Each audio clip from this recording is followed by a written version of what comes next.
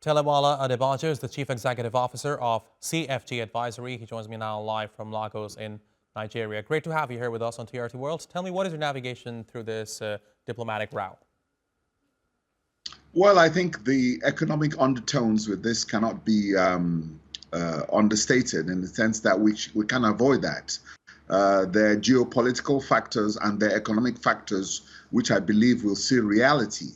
I think, as the president of the Benin Republic said in the clip you showed just before this program, there's a lot at stake.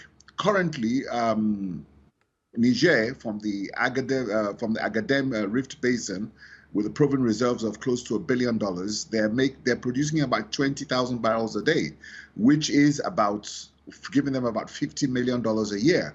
Now, with the pipeline and the Chinese investment in that project, you're going to see output go from 20,000 to 200,000 barrels in the next couple of years, and you're going to see revenues going to as much as $500 million a year.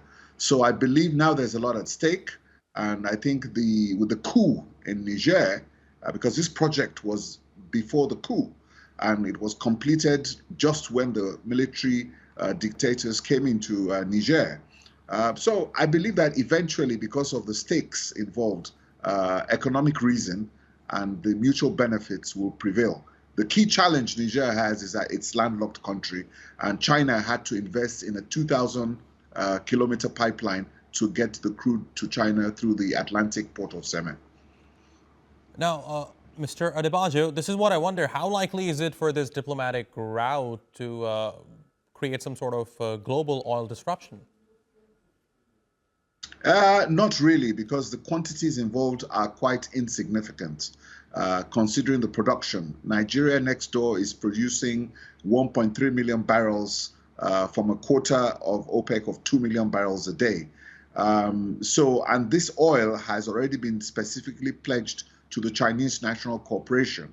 So this transaction really is off-taken by the Chinese. So I do not see any significant impact on this oil into the global markets, because if anything else, it's a fresh source, and at the end of the day, you're probably going to see between 90,000 to 100,000 barrels of oil a day.